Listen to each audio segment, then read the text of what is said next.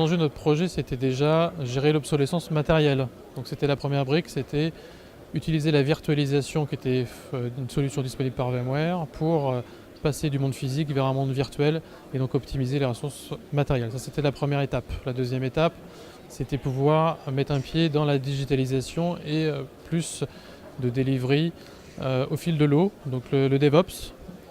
Pour ça, il faut avoir de l'automatisation et donc des infrastructures qui sont pilotables au travers d'API. Et donc les couches fournies par VMware répondaient à nos besoins et nos attentes.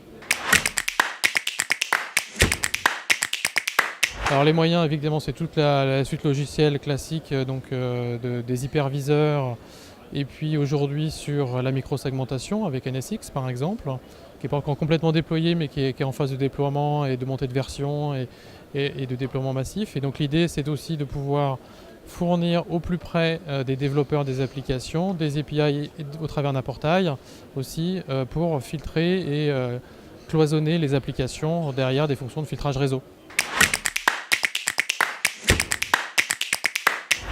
Alors, résultat obtenu aujourd'hui, on est encore en phase de déploiement de l'usage des solutions de sécurité dans le cloud. Par contre, le cloud aujourd'hui, à peu près 40% des machines qui sont dans le cloud privé, donc basées sur VMware de Société Générale, donc sur une cible de 80% d'ici 2020, on est déjà bien entamé. Le vrai enjeu derrière qu'on a, par contre, c'est effectivement transformer aussi les architectures applicatives pour pas simplement utiliser le cloud comme une infrastructure de virtualisation, mais utiliser les fonctions native cloud au travers d'applications développées dans des architectures native cloud. Alors les vrais conseils en fait derrière, c'est surtout avoir de l'automatisation pour fiabiliser les référentiels. Le cœur du sujet, c'est les référentiels parce que la sécurité qui repose sur tout ça, c'est aussi les fondamentaux, c'est le patch management, c'est qui valide les ouvertures de flux, vers quoi, vers quelle application, qui les valide.